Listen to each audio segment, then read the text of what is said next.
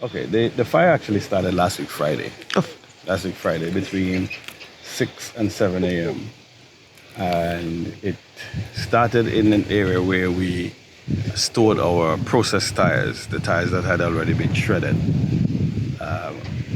At the start of the fire, we had over $1 million worth of tires shredded, and all of that was consumed by fire and totally destroyed.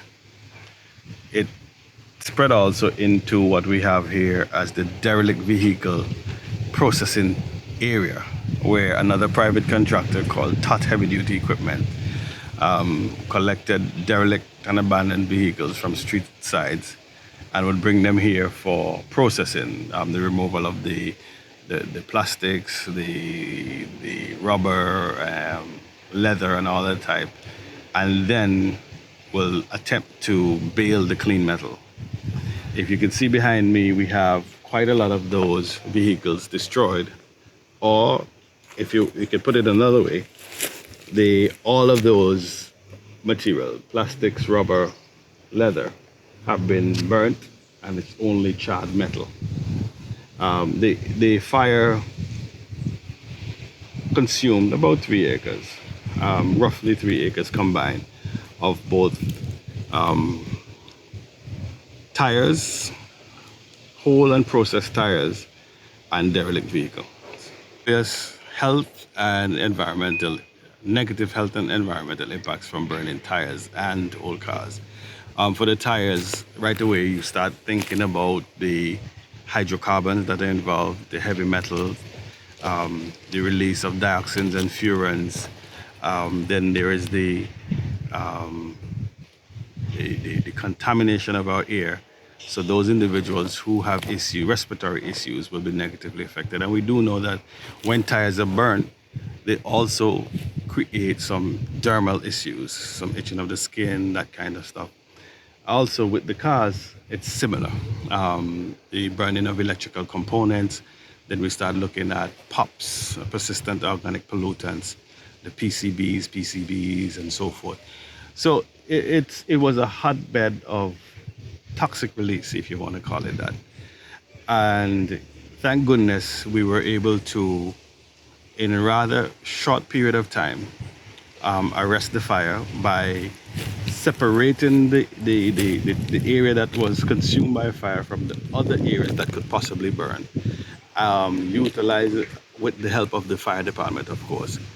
And then thereafter, we were able to use proper landfilling practices by covering it with soil, hereby cutting off the oxygen flow to the tires, and cutting that severely impacted the flames, and somewhat stymied the release of smoke. okay. So as you look at it now, we see that there's a small pocket coming from where the derelict vehicles are. But if you look at the tire area, there's virtually no smoke and definitely no fire. How does the authority now check for example, the gases that have been released and any materials or any health issues that persons might have gone through because of that fire? How do you go about doing that? Well, it has to be a multi-agency approach. As it relates to the health implication of it, we're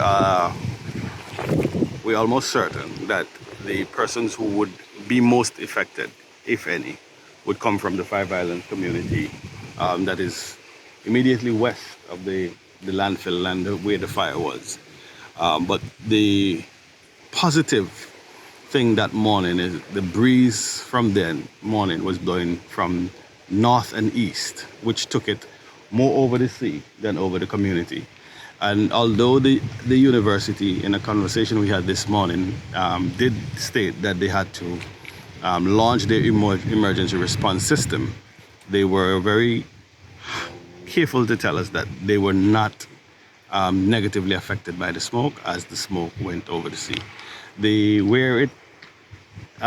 To the population as a whole, we would have to be given information from the Ministry of Health, who would have listed the number of responses by ambulance, whether it be reports by private physicians. Thus far, we have not received any as yet, and we will continue to monitor as we go forward. Right. While we were driving up, which we saw the breaks in the tires. Can you tell us a bit about that type of strategy?